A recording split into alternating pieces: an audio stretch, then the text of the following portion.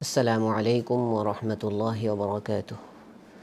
الحمد لله رب العالمين والصلاة والسلام على سيد الأنبياء والمرسلين وعلى آله وأصحابه أجمعين، أما بعد، فأعوذ بالله من الشيطان الرجيم. بسم الله الرحمن الرحيم.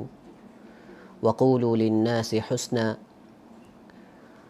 وعن أبي هريرة رضي الله عنه قال قال رسول الله صلى الله عليه وسلم: من كان يؤمن بالله واليوم الآخر فليقل خيرا أو ليصمت. وعن المقداد رضي الله عنه أنه قال قال رسول الله صلى الله عليه وسلم: إذا رأيتم المداحين فاحثوا في وجوههم التراب. رواه مسلم. صدق الله مولانا العظيم وصدق رسوله النبي الأمي الكريم ونحن على ذلك لمن الشاهدين والشاكرين. আল্লাহ রাব্বুল আলামিনের অসংখ্য অগণিত শুকরিয়া জ্ঞাপন করছি যে আল্লাহ রাব্বুল আলামিন আমাদেরকে ধারাবাহিক যে আলোচনার পর্ব হিসেবে আজকেও উপস্থিত হওয়ার তৌফিক দান করেছেন। আল্লাহ রাব্বুল আলামিন যে বিষয়ে আলোচনা হবে সে বিষয়ের সর্বপ্রথম আমাকে এবং আমরা যারা শুনবো সবাইকে আমল করার এবং নিজেদের জীবনে বাস্তবায়ন করার সর্বোচ্চ তৌফিক দান করুন, আমিন।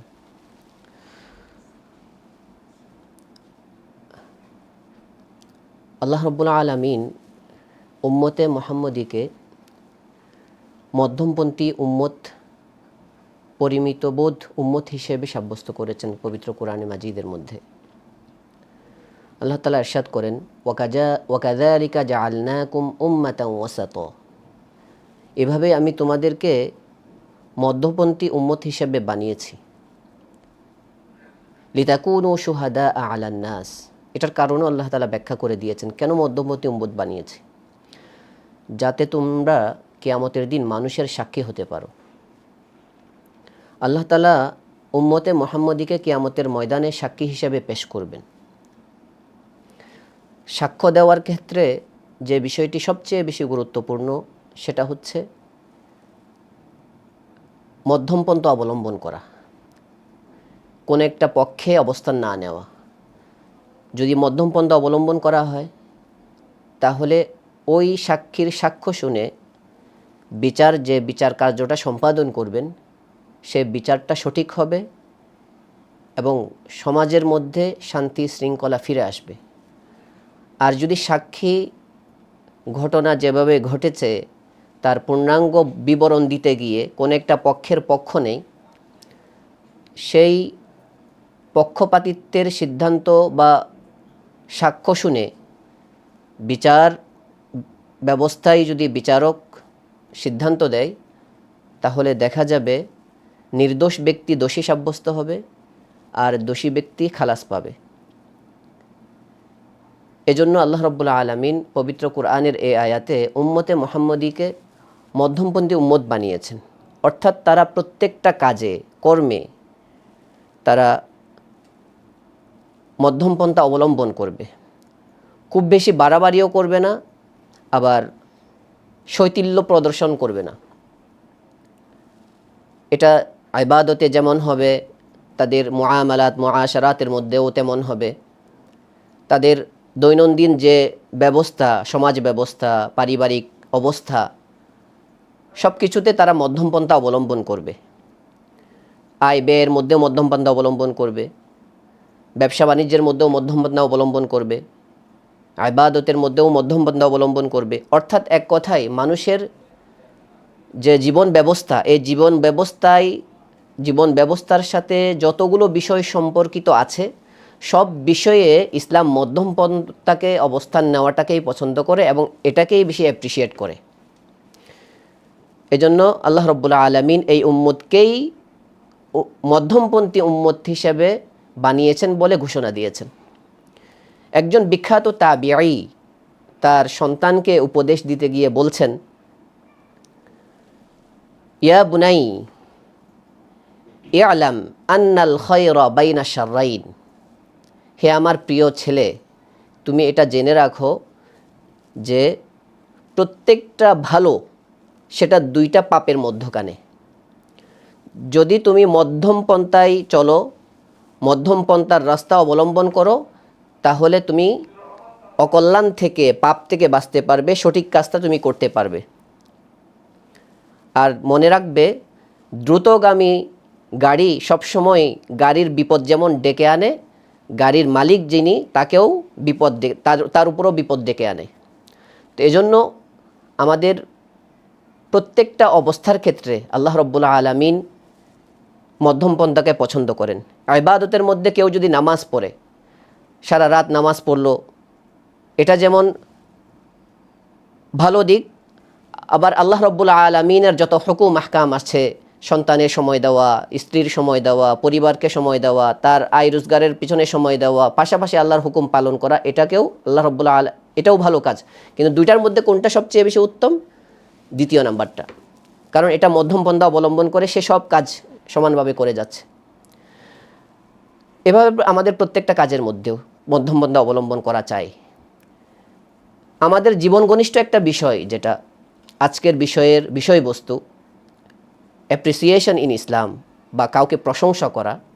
এক্ষেত্রেও অনেক সময় দেখা যায় আমরা বাড়াবাড়ির শিকার হয়ে যাই, অথবা এক্ষেত্রে অনেক সময় দেখা যায় আমরা শিথিলতা প্রদর্শন করি, প্রশংসা করতেই চাই না। এই ক্ষেত্রে ইসলামের দিক নির্দেশনা কী, বা ইসলাম, কোরআন ও হাদিস আমাদেরকে কি শিক্ষা দেয়, বা কোরআন হাদিস যখন আমরা পড়ি আমরা কি শিখতে পাই, এই বিষয়টাই নিয়ে ইনশাআল্লাহ আজকে আমরা আলোচনা করব। পবিত্র কোরআনে কারিম যদি আমরা তিলাওয়াত করি, আমরা জায়গায় জায়গায় দেখব আল্লাহ রাব্বুল আলামিন এখানে বিভিন্ন নবী রাসূলদের ঘটনাবলী নিয়ে আসছেন, এবং এই ঘটনাবলীর পাশাপাশি আল্লাহ রাব্বুল আলামিন নবীদের প্রশংসা করেছেন। আমাদের নবীজি সাল্লাল্লাহু আলাইহি ওয়াসাল্লামের প্রশংসা তো অনেক জায়গায় আছে, আল্লাহ রাব্বুল আলামিন বর্ণনা করেছেন। যেমন আল্লাহ রাব্বুল আলামিন কোরআনে কারিমের এক জায়গায় নবীজিকে সম্বোধন করে প্রশংসামূলক একটা বাক্য বলেছেন, ইন্নাকা লাআলা খুলুকিন আযীম। হে নবী, আপনি সর্বোত্তম চরিত্রে অধিষ্ঠ, অর্থাৎ আপনি সর্বোত্তম চরিত্রের অধিকারী। আরেক জায়গায় নবীজির প্রশংসা করতে গিয়ে বলেছেন, ওয়ামা আরসালনাকা ইল্লা রাহমাতাল লিল আলামিন। হে নবী, আপনাকে আমি বিশ্ববাসীর জন্য রহমত হিসেবে পাঠিয়েছি। কোনো কোনো জায়গায় নবীজিকে বাশীরন বলেছেন, সুসংবাদদাতা। কোনো কোনো জায়গায় নবীজিকে নাযীরন বলেছেন, সতর্ক বার্তা বাহক। এভাবে জায়গায় জায়গায় নবীজিকে আল্লাহ রাব্বুল আলামিন প্রশংসা করেছেন। অনুরূপভাবে নবীজির যারা সাহাবায়ে কেরাম ছিলেন তাদের ব্যাপারেও আল্লাহ রাব্বুল আলামিন প্রশংসা করেছেন। সূরা হাশরের এক জায়গার মধ্যে আল্লাহ রাব্বুল আলামিন বলছেন, লিল ফুকারাইল মুহাজিরিন আল্লাযীনা উখরিজু মিন দিয়ারিহিম ওয়া আমওয়ালিহিম ইয়াবতাগুনা ফাদলাম মিনাল্লাহি ওয়া রিদওয়ানা। যে মুহাজির যারা, তারা আল্লাহ রাব্বুল আলামিনের সন্তুষ্টি এবং তার অনুগ্রহ পাওয়ার জন্য আল্লাহ রাব্বুল আলামিন এবং তার রাসূলকে সহযোগিতা করছে। মুহাজিরদের প্রশংসা করতে গিয়ে বলছেন যে আল্লাহ এবং রাসূলকে প্রশংসা কেন করছে তারা? কারণ তারা আল্লাহ রাব্বুল আলামিনের সন্তুষ্টি চায়। এরপরে আল্লাহ রাব্বুল আলামিন বলছেন, উলাইকা হুমুস সাদিকুন, তারা হচ্ছে সত্যবাদী। এটা মুহাজিরদের ব্যাপারে আল্লাহ রাব্বুল আলামিন প্রশংসা করতে গিয়ে বলেছেন। এরপরের আয়াতের মধ্যে আল্লাহ তাআলা আনসার যারা এই মুহাজিরদেরকে সহযোগিতা করেছে তাদের প্রশংসাও নিয়ে আসছেন, কারণ আল্লাহ রাব্বুল আলামিনের কাছে তাদের কাজগুলো এত বেশি পছন্দ হয়েছে যে আল্লাহ রাব্বুল আলামিন তাদেরকে এই কাজের উৎসাহ প্রদানের জন্য আর বিলম্ব করেননি। রাত শেষ হবে, দিনের বেলায় প্রশংসা করব, এর জন্য সময় ক্ষেপণ করেননি। সাথে সাথে আল্লাহ রাব্বুল আলামিন কোরআনে কারিমের আয়াত নাজিল করে দিয়েছেন, ইউসিরুনা আলা আনফুসিহিম ওয়ালাউ কানা বিহিম খাসাসা। পবিত্র কোরআনে কারিমের মধ্যে আল্লাহ রাব্বুল আলামিন বলেছেন যে মুহাজির তাদেরকে যারা আনসার মক্কা থেকে হিজরত করে মদিনায় আসছে, মদিনাবাসী তাদের প্রতি এত বেশি সহযোগিতা করেছে যে নিজেদের চেয়েও তাদের যারা আগত ব্যক্তি মুহাজির ভাই, ভিনদেশী ভাই, তাদেরকে প্রাধান্য দিয়েছে। কিভাবে প্রাধান্য দিয়েছে? আল্লাহ রাব্বুল আলামিনের কাছে এই কাজটা এত বেশি কেন পছন্দনীয় হয়েছে? হাদিসের কিতাবগুলোর মধ্যে আছে, এই আয়াতের ব্যাখ্যায়ও আছে যে মুহাজিররা যখন মক্কা থেকে মদিনায় আসছে, তাদের কাছে কোনো ঘরবাড়ি ছিল না, সম্পদ ছিল না, কিছুই ছিল না। আনসার সাহাবীরা এমনভাবে তাদের সামনে আসছে যে তাদের যা কিছু ছিল, ঘর বাড়ি ভিটা সম্পদ মালিকানাধীন যত বাগান ছিল সব কিছু তাদের সামনে উপস্থাপন করেছে। এমনও হয়েছে অনেক সাহাবী, তাদের কাছে 2 জন স্ত্রী ছিল, নবীজিকে আবেদন করেছে, ইয়া রাসূলুল্লাহ, আমার 2 জন স্ত্রী থেকে একজন স্ত্রীকে আমি তালাক দিব, আমার যে ভাই হিজরত করে আসছে সে ইদ্যত শেষ করার পরে তাকে বিবাহ করবে। এভাবে আল্লাহ রাব্বুল আলামিনের কাছে তাদের সর্বোচ্চ দিয়ে তারা চেষ্টা করেছে। এটা আল্লাহ তাআলার কাছে খুব বেশি পছন্দনীয় হয়েছে। ওই মুহাজিরদের মধ্যে একজন মুহাজির রাসূলুল্লাহ সাল্লাল্লাহু আলাইহি ওয়াসাল্লামের দরবারে আসছে। রাসূল সাল্লাল্লাহু আলাইহি ওয়াসাল্লাম তাকে কোনো ধরনের আপ্যায়ন করতে পারেননি, রাসূল সাল্লাল্লাহু আলাইহি ওয়াসাল্লামের ঘরে কোনো কিছু ছিল না। তখন একজন আনসারী সাহাবীকে ডেকে বলেছে, এই ভাইকে তুমি আজকে মেহমানদারি করাও। তখন ওই সাহাবী বাসায় নিয়ে গেছেন। নিয়ে যাওয়ার পরে স্ত্রীকে বললেন যে রাসূল সাল্লাল্লাহু আলাইহি ওয়াসাল্লাম আমাকে একজন মেহমান দিয়েছেন, আজকে আমাদের বাসায় তিনি মেহমান হবেন, বাসায় কি আছে সব তাড়াতাড়ি ব্যবস্থা করো। স্ত্রী বললেন, আজকে তো বাসায় আমার বাচ্চাদের খাবার ব্যতীত অন্য কোনো খাবার নাই, যা খাবার আছে আমার বাচ্চারাই খেতে পারবে, আমিও খেতে পারবো না, আপনিও খেতে পারবেন না। তখন ওই আনসারী সাহাবী স্ত্রীকে বলছেন যে দেখো, নবীজির মেহমান, আমরা মেহমানদারি না করলে কিভাবে হবে, আজকে বাচ্চাদেরকে ঘুম পাড়িয়ে দাও, তাদেরকে ঘুম পাড়িয়ে দাও, এবং যে খাবারটুকু আছে ওই খাবারটুকু দিয়ে আমরা আজকে মেহমানদারি করব। এবং মনে রাখবে, যখন মেহমানকে আমরা খাবার উপস্থাপন করব, তিনি যখন খাবার গ্রহণ করবেন তখন আমরা কৌশলে বাতিটা নিভিয়ে দিব, যাতে তিনি বুঝতে না পারেন, অন্ধকারেও উনি যাতে মনে করেন আমরাও খাচ্ছি ওনার সাথে। খাবার যেহেতু অল্প, একসাথে বসার সুযোগ নাই, তো স্ত্রীকে বলছেন বাতি নিভিয়ে দিবে, যাতে করে আমরা একসাথে বসবো, আর অন্ধকারে ওনার খাবার যখন শেষ হবে তখন আবার বাতি জ্বালিয়ে দিবে, তাহলে উনিও বুঝতে পারবেন না যে আমরা খেয়েছি কি নাকি খাইনি। এভাবে তারা একজন আরেকজনকে প্রাধান্য দিয়েছেন। আল্লাহ রাব্বুল আলামিনের কাছে এই ঘটনাটা এত বেশি পছন্দ হয়েছে, ওই সাহাবী এবং ওই সাহাবীর স্ত্রী যখন পরের দিন রাসূলুল্লাহ সাল্লাল্লাহু আলাইহি ওয়াসাল্লামের দরবারে আসছেন, রাসূল সাল্লাল্লাহু আলাইহি ওয়াসাল্লাম বলছেন, হে আমার আনসারী সাহাবী, তোমরা আল্লাহ রাব্বুল আলামিনের কাছে এমন একটা কাজ উপস্থাপন করেছো, আল্লাহ রাব্বুল আলামিন তোমাদের প্রশংসা করতে গিয়ে কুণ্ঠাবোধ করেননি, আল্লাহ রাব্বুল আলামিন সময় ক্ষেপণ করেননি। তোমাদের কাজ শেষ হওয়ার আগেই আল্লাহ রাব্বুল আলামিন পবিত্র কোরআনের মধ্যে আয়াত নাজিল করে দিয়েছেন, ইউসিরুনা আলা আনফুসিহিম ওয়ালাউ কানা বিহিম খাসাসা। এভাবে আল্লাহ রাব্বুল আলামিন জায়গায় জায়গায় নবীজিদের যেমন প্রশংসা করেছেন, নবীজির যারা সাহাবী তাদেরও জায়গায় জায়গায় প্রশংসা করেছেন। মুহাম্মাদুর রাসূলুল্লাহ ওয়াল্লাযীনা মাআহু আশিদ্দাউ আলাল কুফফার,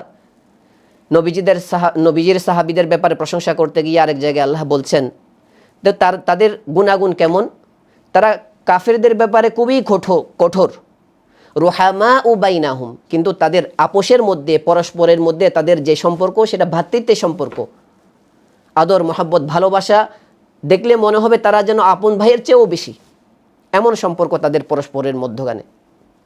তারাহুম রুক্কাআন সুজ্জাদা, তুমি তাদেরকে দেখবে রুকু অবস্থায়, সিজদা অবস্থায় সাহাবীদের প্রশংসা করছে। যে এই প্রশংসাগুলো আল্লাহ রাব্বুল আলামিন কোরআনে মাজিদের মধ্যে করেছেন। নবীজি সাল্লাল্লাহু আলাইহি ওয়াসাল্লাম ও সাহাবাদের প্রশংসা করেছেন, কখনো সমষ্টিগতভাবে করেছেন, কখনো এককভাবে নাম নিয়ে করেছেন। নবীজি সাল্লাল্লাহু আলাইহি ওয়াসাল্লাম সাহাবাদের প্রশংসা করে গিয়েছেন। এই প্রশংসা করার দ্বারা কি হয়েছে?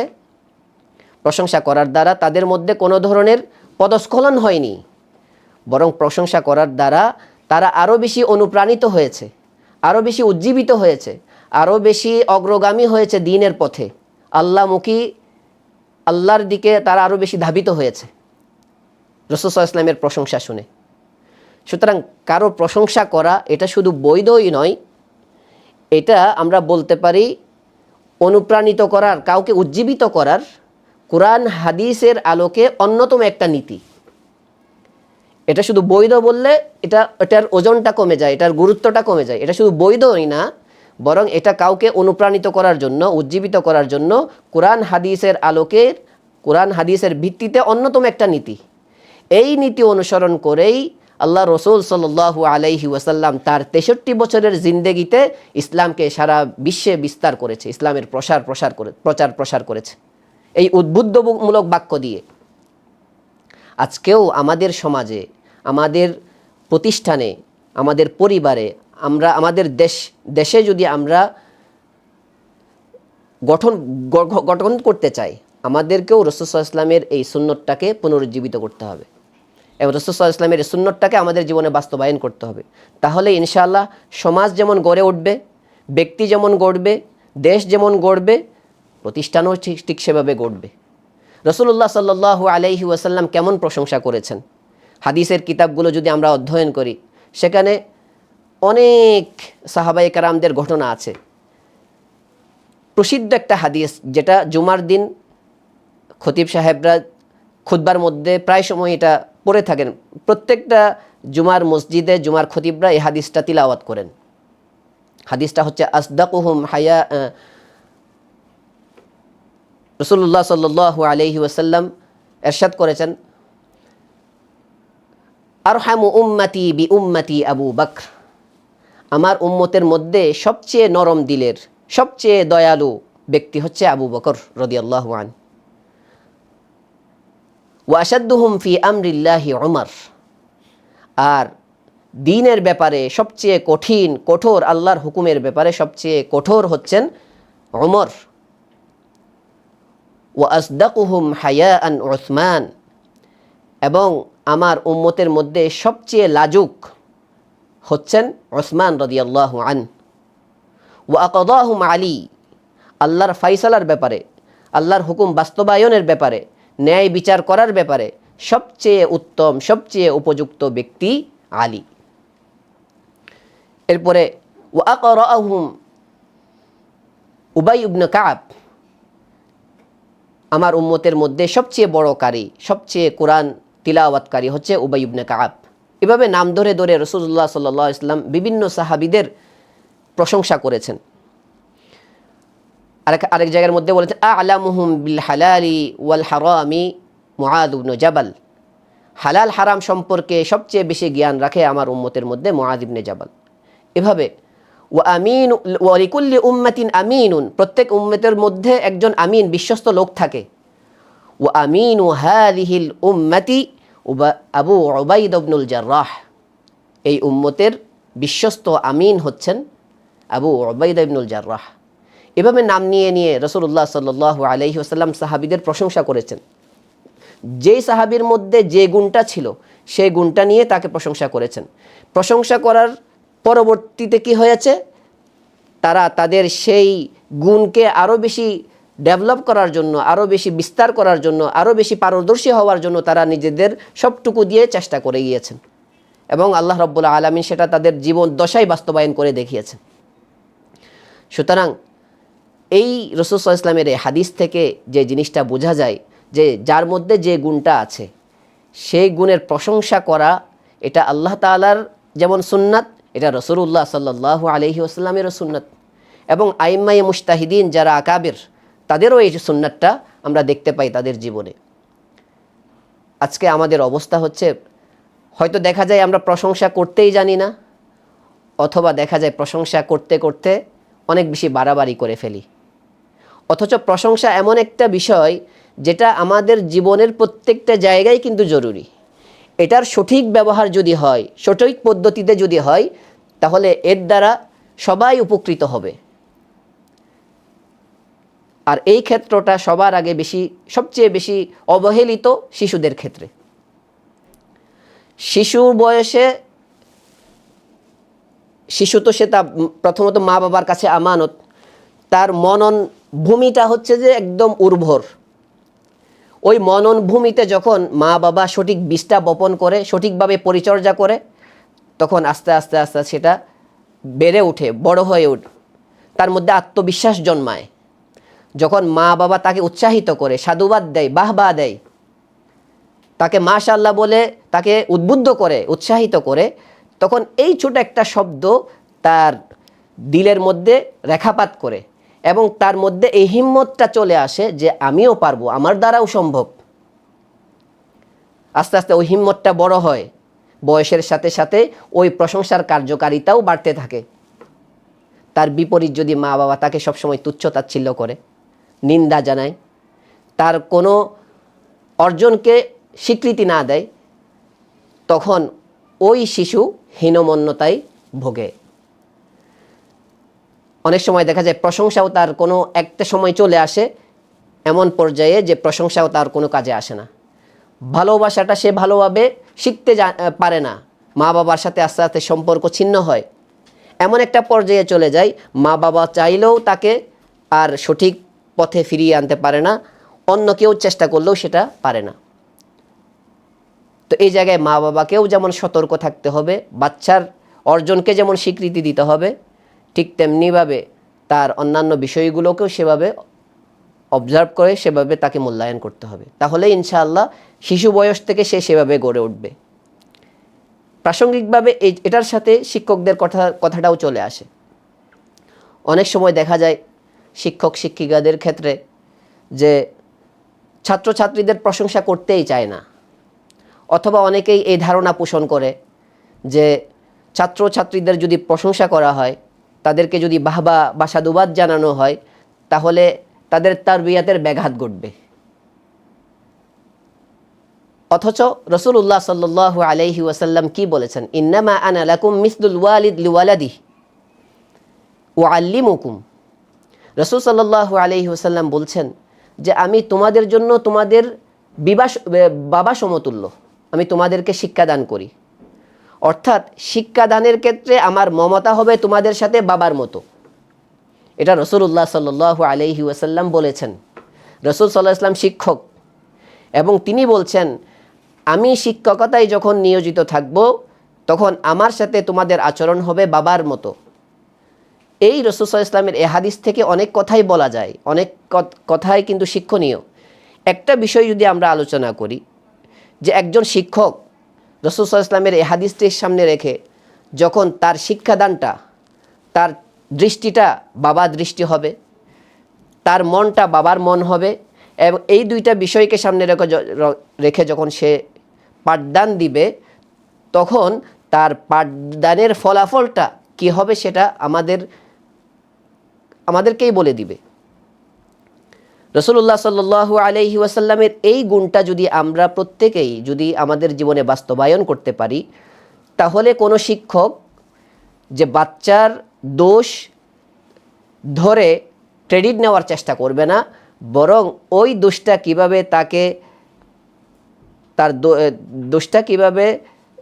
তাকে তারবিয়া করা যায়, তার মধ্যে পরিবর্তন আনা যায়, ওই নজরটাও ওনার থাকবে। পাশাপাশি তার যত অর্জন আছে সে অর্জনের ক্ষেত্রে শিক্ষক তাকে সবসময় উৎসাহিত করবে। এই কাজটা যদি একজন শিক্ষক করেন, তাহলে ওই শিক্ষকের সান্নিধ্যে যে সমস্ত ছাত্রছাত্রী থাকবে, ওই ছাত্রছাত্রীদের ভবিষ্যৎ কেমন হবে এটা সময় বলে দিবে। ইতিহাস সাক্ষী। ইতিহাস থেকে যে শিক্ষা আমরা পাই, রাসূলুল্লাহ সাল্লাল্লাহু আলাইহি ওয়াসাল্লামের একজন সাহাবী আব্দুল্লাহ ইবনে ওমর, ছোট ছিলেন, ওমর রাদিয়াল্লাহু তাআলা আনহুর ছেলে।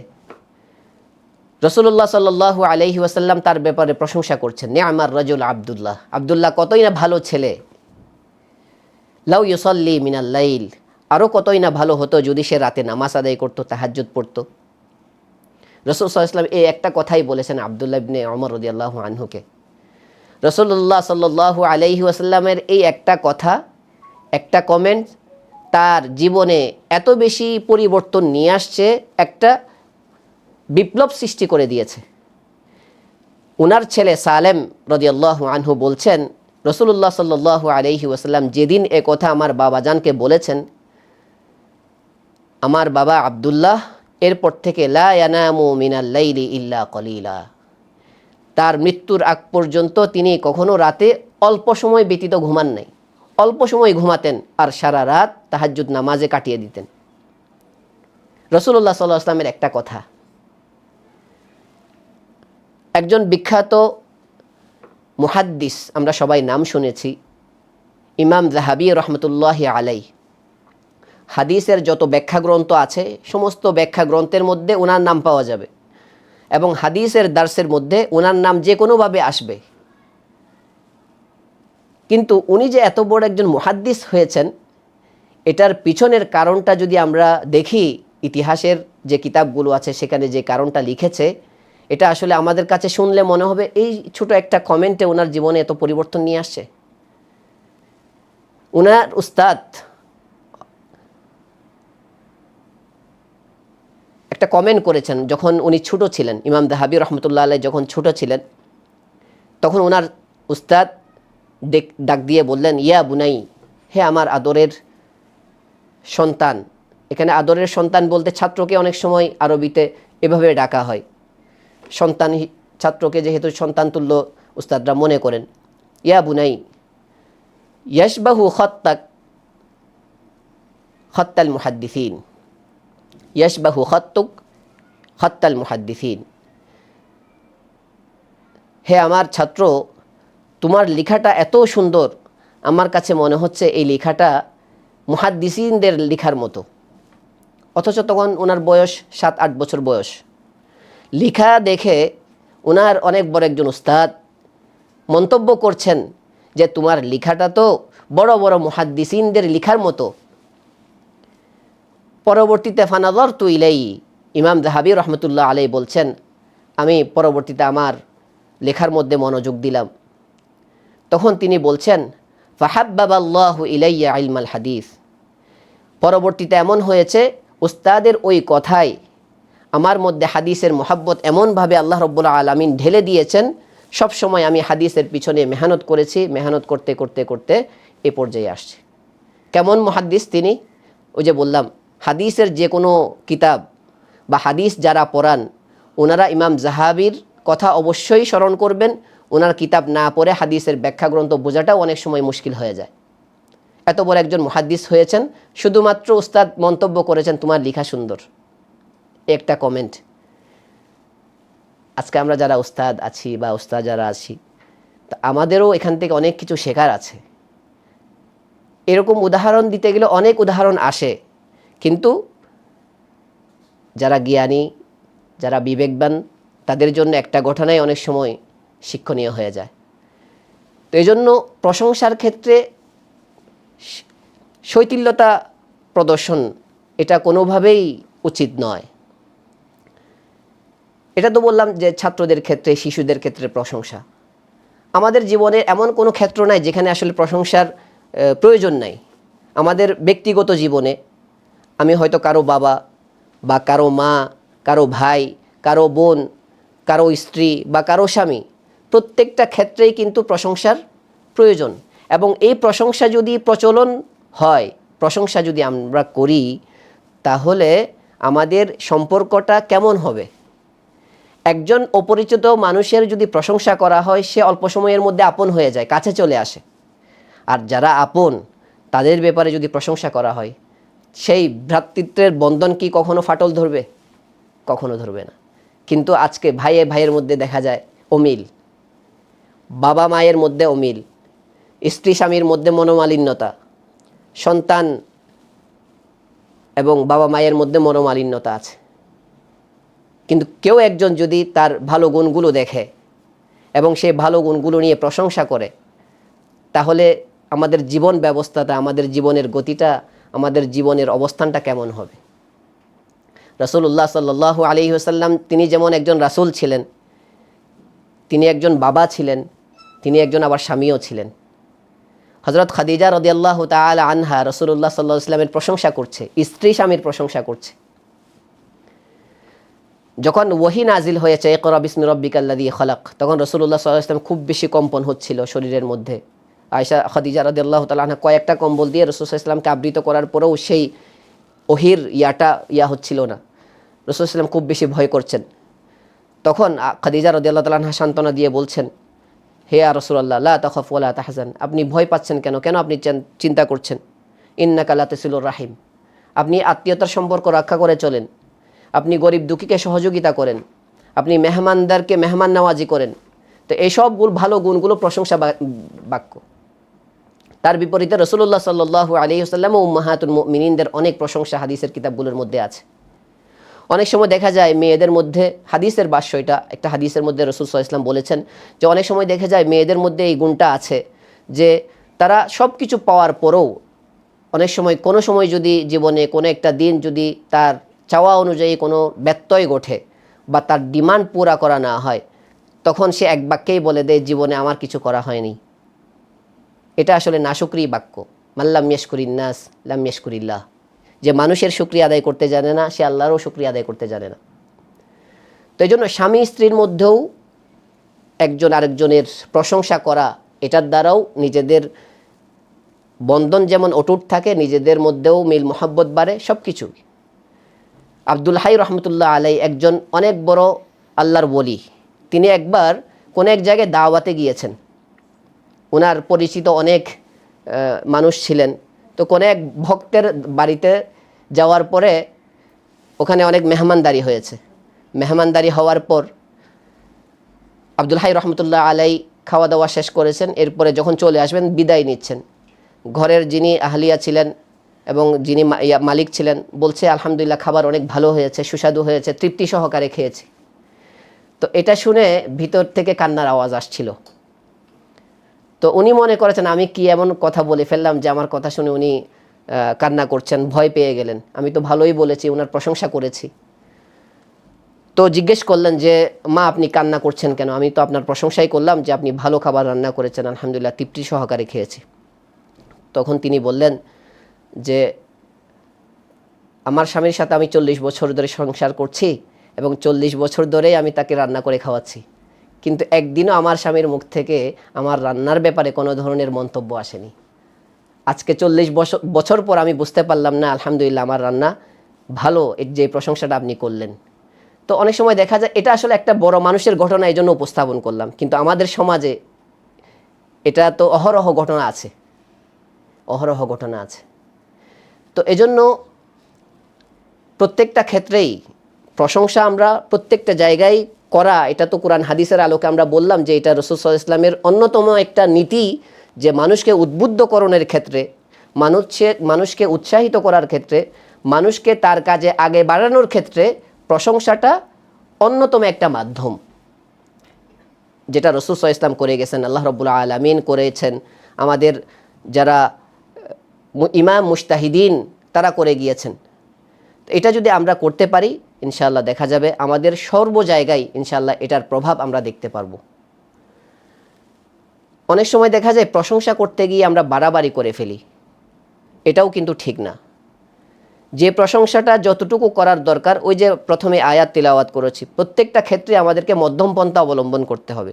তো প্রশংসা করার ক্ষেত্রেও এমন যেন না হয় যে যতটুকু প্রশংসার উপযুক্ত, যাকে যতটুকু অ্যাপ্রিসিয়েট করা দরকার তাকে তার সীমার মধ্যে রেখে ততটুকু করা, তার বিপরীত না করা। এমনভাবে করলাম না তার মধ্যে যতটুকু নেই তার চেয়ে আমি বেশি প্রশংসা করলাম, অথবা যার মধ্যে যতটুকু আছে তার থেকে আমি কম করলাম, আমি আমার কৃপণতা প্রদর্শন করলাম অথবা করলামই না, এমন যেন না হয়। রাসূলুল্লাহ সাল্লাল্লাহু আলাইহি ওয়াসাল্লামের এক হাদিসে আছে যে প্রশংসা আমরা তো অবশ্যই করব, কিন্তু কিছু কিছু প্রশংসা আছে যেগুলোতে আমাদেরকে সতর্ক থাকতে হবে, যেগুলোর ক্ষেত্রে রাসূলুল্লাহ সাল্লাল্লাহু আলাইহি ওয়াসাল্লাম আমাদেরকে নিষেধ করেছেন।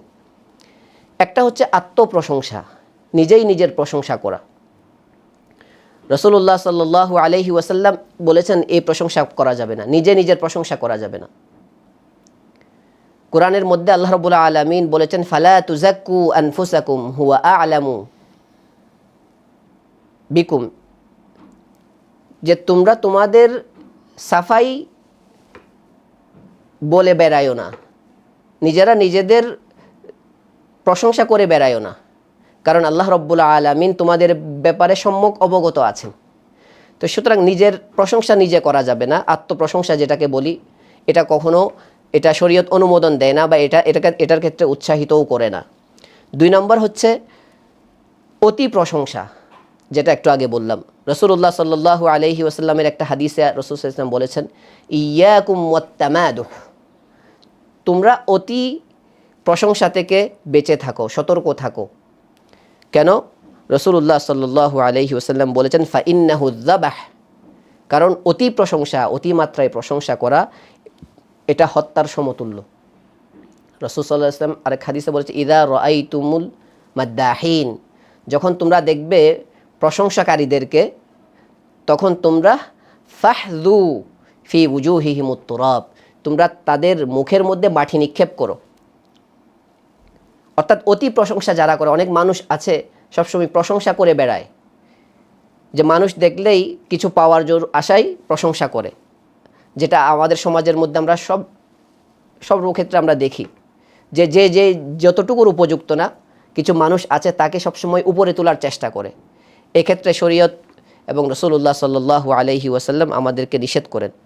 আরেকটা হচ্ছে সামনাসামনি প্রশংসা করা। তো সামনাসামনি প্রশংসা করা, এটা আল্লাহ রাব্বুল আলামিনের যে প্রশংসা বাক্যগুলো, সেটা নবীজির জীবদ্দশায় ছিল, সাহাবাদের জীবদ্দশায় ছিল, এবং সাহাবায়ে কেরামদের যে প্রশংসাগুলো নবীজি করেছেন সেটাও সাহাবায়ে কেরামদের জীবদ্দশায় ছিল।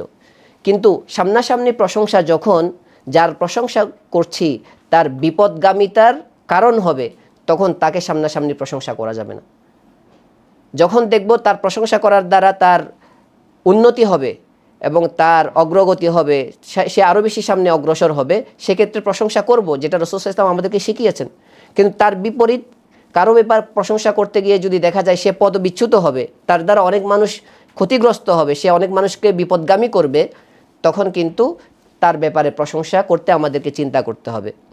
রাসূলুল্লাহ সাল্লাল্লাহু আলাইহি ওয়াসাল্লাম এটাও বলেছেন, যারা অন্যজনের কাছ থেকে প্রশংসা চায়, যেটাকে আমরা বলি যে প্রশংসা প্রত্যাশী, অনেক মানুষ আছে প্রশংসা প্রত্যাশা করে যে আমার প্রশংসা করা হোক, আমাকে এইভাবে ডাকা হোক, আমাকে এটা বলা হোক, এটা অনেক সময় মানুষ চায়। কিছু আছে প্রাতিষ্ঠানিক ক্ষেত্রে, সেটা ভিন্ন বিষয়, কিন্তু কিছু বিষয় আছে যেগুলোর দ্বারা মানুষের মধ্যে একটা খারাপ প্রভাব ফেলবে। ওই সমস্ত ক্ষেত্রেও প্রশংসা প্রত্যাশী ব্যক্তিদের প্রশংসা করতেও আল্লাহ রাব্বুল আলামিন কোরআনের মধ্যে ইরশাদ করেছেন যে লা তাহসাবান্নাল্লাযীনা ইয়াফরাহুনা বিমা আতাউ ওয়া ইউহিব্বুনা আন ইয়াহমাদু বিমা লাম ইয়াফআলু, অর্থাৎ যে তারা যা কাজ করে না তার প্রশংসা তারা চায়। তুমি কি ধারণা করেছো তারা সফল হবে, তারা ভালো হবে? আল্লাহ রাব্বুল আলামিন বলছেন যে তাদের ব্যাপারেও সতর্ক থাকতে হবে, কারণ যারা এমনটা করে, যাদের এই অভ্যাস, আল্লাহ রাব্বুল আলামিন তাদের আমল সম্পর্কে জানেন, এবং কিয়ামতের ময়দানে তাদের এই আমলের কারণে আল্লাহ রাব্বুল আলামিন তাদেরকে কঠিন আযাবে সাব্যস্ত করবেন। তো এজন্য যে প্রশংসা যেভাবে করার দ্বারা মানুষ উপকৃত হবে, মানুষ গঠিত হবে, সমাজ বিনির্মাণ হবে, সেই প্রশংসা সেভাবে আমাদেরকে করতে হবে। এখন আমাদের অবস্থা হচ্ছে এমন যে কোনো ভালো মানুষের মধ্যে কোনো গুণ দেখলে সেই গুণটা আমরা কিভাবে দাফন করতে পারি সেটার চেষ্টা করি। এক আরবি শায়ের তার কবিতার মধ্যে এই কথাটাই বলেছেন, ইযা রাআইতুম আল হাসানাহ ফাআখফাউহা ওয়া ইযা রাআইতুমুস সাইয়্যাহ ফাআদুহা। যখন মানুষের মধ্যে কোনো ভালো গুণ দেখে, তখন সে চেষ্টা করে তার সর্বোচ্চ চেষ্টা দিয়ে সেই গুণটা কিভাবে লুকানো যায়, সেটা কিভাবে মানুষ থেকে গোপন করা যায়, সেটা কিভাবে প্রসার না হয় সেটার চেষ্টা করা হয়। আর যখন কোনো একটা খারাপ দিক দেখে, সেটাই চেষ্টা করে সে কিভাবে এটার বিস্তার ঘটায়, মিথ্যা দিয়ে হলেও সেটার প্রসার সমাজের মধ্যে বাস্তবায়ন করতে চায়। এটাই হচ্ছে বাস্তবতা। আজকে আমাদের মধ্যেও এই গুণটা আছে যে আমরা মানুষের কোনো ভালো গুণ দেখলে প্রশংসা করতে চাই না, আবার তার বিপরীত তার মধ্যে যদি কোনো ধরনের খারাপ গুণ দেখি, সেটা বিস্তার করার জন্য, সেটার প্রসার করার জন্য আমরা উঠে পড়ে লেগে যাই। এটা আমাদের অভ্যাস। তো এই জন্য এই বিষয়গুলো থেকে আল্লাহ তাআলা আমাদেরকে হেফাজত করুন, আমরা চেষ্টা করব। আর আমাদের মধ্যে কোনো ভালো মানুষের গুণ যখন আমরা দেখব, যদি আমি মনে করি যে আমি কারো প্রশংসা করতে পারছি না, তাহলে এটার কারণটাও খুঁজে বের করার চেষ্টা করা। কেন আমি পারছি না? এটা কি আমার উদাসীনতা, নাকি আমার চারিত্রিক কোনো রোগ ব্যাধিতে আমি ব্যথিত? এই বিষয়গুলো আমাকে খেয়াল করতে হবে। আল্লাহ রাব্বুল আলামিন আমাদের সবাইকে যে যার জায়গা থেকে কোরআন ও হাদিসের আলোকে যেভাবে যে বিষয়ে যতটুকু প্রশংসা করার দরকার ততটুকু প্রশংসা করে মানুষকে উজ্জীবিত করার, অনুপ্রাণিত করার, আমাদের ছাত্র ছাত্রীদেরকে অনুপ্রাণিত করার, আমাদের আসাতাজে কেরাম যারা আছে, আমাদের অধীনস্থ যারা আছে, তাদেরকে অনুপ্রাণিত করার, ভালো কাজে সহযোগিতা করার, ভালো কাজে উদ্বুদ্ধ করার, এবং তাদেরকে আরও বেশি সামনে কিভাবে অগ্রসর হতে পারে এ ব্যাপারে তাদেরকে অ্যাপ্রিসিয়েট করার সর্বোচ্চ তৌফিক দান করুন। আল্লাহ রাব্বুল আলামিন আমাদেরকে যে কথাগুলো বলা হয়েছে এই কথাগুলো বুঝার, অনুধাবন করার এবং এগুলোর উপর আমাদেরকে উঠার তৌফিক দান করুন। ওয়া আখির দাওয়ানা আনিল হামদুলিল্লাহি রাব্বিল আলামিন।